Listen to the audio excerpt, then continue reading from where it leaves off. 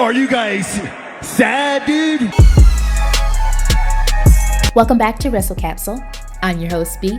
We are going to be talking about Friday Night Smackdown. Let's get into it. So, first match of the night was a match between the Judgment Day, Finn Balor and Damian Priest versus Rey Mysterio and Santos Escobar of the LWO. Overall, I felt like this match was super dope and it was a great way to start off SmackDown. One of the things that I loved about this match was that all four men were able to excel, to shine, to show off their abilities, especially Santos Escobar. At one point he was taking on Finn Balor and Damian Priest while Rey Mysterio was out on ringside trying to get himself together. This is all building up to the Backlash match with Damian Priest and Dom ex-Condom versus Rey Mysterio and Bad Bunny, who's going to be hosting Backlash in Puerto Rico. So the Judgment Day has to look strong. This is all building up, and this is all the more reason to enlist Bad Bunny for Rey Mysterio and Bad Bunny to join forces against the Judgment Day for this huge pay-per-view match. Well, premium live event match. You guys know what I'm saying. Pay-per-view, premium live. Come on. In my mind, it's all the same. This is relatively a clean win for the Judgment Day. So, I mean, whatever Rey and Bad Bunny got up their sleeves for Backlash, they need to pull that junk out and use it because they're gonna need it. And I could not forget about the segment with Zelena Vega talking to Adam Pearce about her wanting to challenge Rhea Ripley for the SmackDown Women's Championship at Backlash.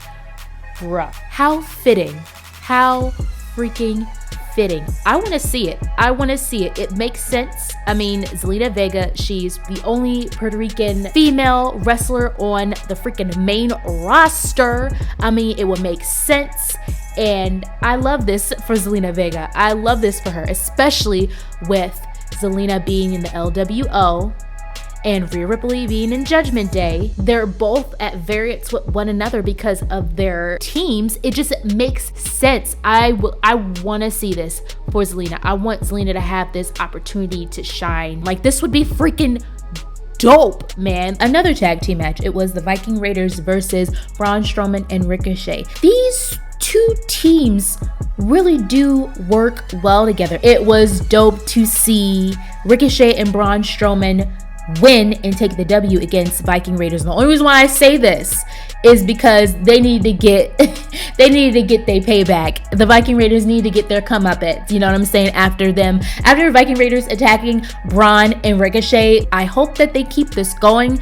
This is one of the tag team feuds in WWE right now that I feel like it's worth building because you already have this amazing thing going on with the Usos and Kevin Owens and Sami Zayn, and you throw in Solo Sikoa, you throw in Matt Riddle, you got that going on. And then even if you have some other stuff going on, some other feuds building, like even with Braun Strowman and Ricochet and then Viking Raiders, like that whole thing, I'm liking that they're building on that, and I hope they continue to do so. What I love about the Viking Raiders is the fact that even though these are big men, these are powerhouse wrestlers, they're archaic at times in the ring. These men are not afraid to get on the top rope and handle their business. Side note, now they're building this whole thing with Shinsuke Nakamura. Now, you know, guys, I just came back from an impromptu hiatus and I did not get a chance to talk about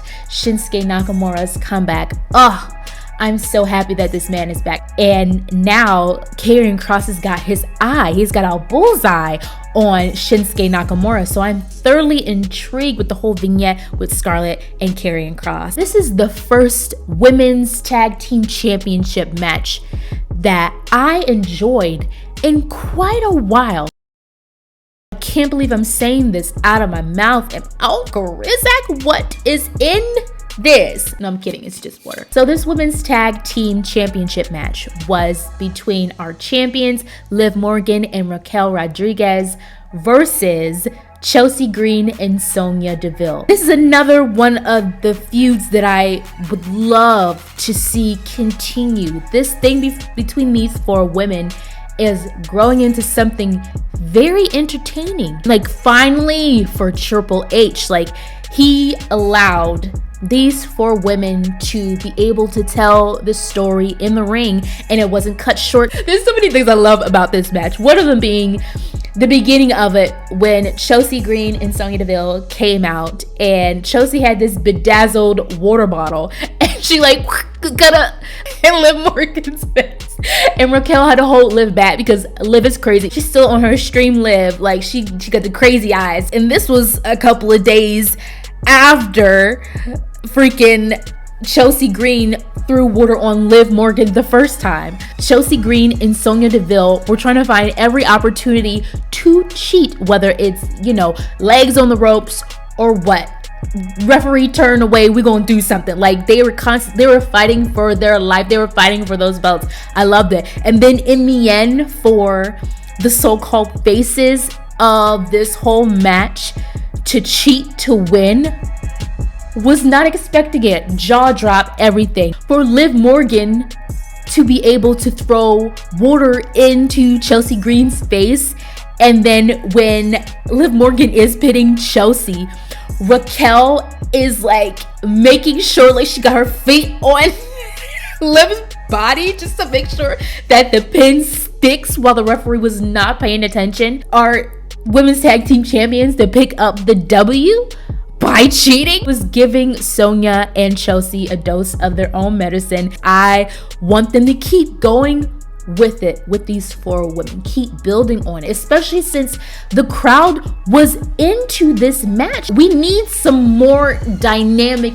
interesting feuds and storylines in the women's division. Keep it going. If you're not going to build a real tag team women's division, work with what you got and make it stick. This Intercontinental Championship match between champion Gunther versus Xavier Woods, it was a banger. And I'll have to admit, going into watching this match, I already had my thoughts. I'm like, okay, Xavier Woods, he's so talented. He does not get utilized as a singles competitor, rarely. And to have him be in this single run while Kofi and Big E are out, I have my reservations. Gunther's gonna run through Xavier, and I'm saying this as a huge Gunther fan. Watching this match, it was so good.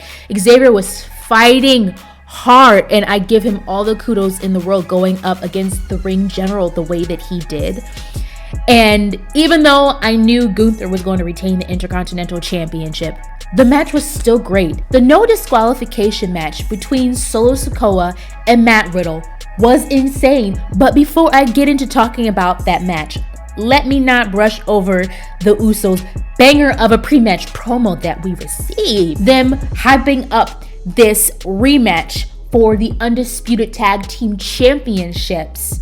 Them going against current champions Sami Zayn and Kevin Owens. What was with the Beach Boy accent? How have you guys been feeling since your loss at WrestleMania, dude? Are you guys sad, dude? It was funny. Prior to the match, Matt Riddle was being interviewed by Caleb Braxton in the back, and he was talking about how Solo Sikoa put a table over him, and this time he was gonna put a table on Solo Sikoa, and he did it. He put that announcement table over Solo Sikoa, and at that point I was like, oh my gosh, is Matt about to get this? Is he about to get this W? No. Of course, the Usos had to come out, and once again, Matt Riddle gets the L, and he goes through a table.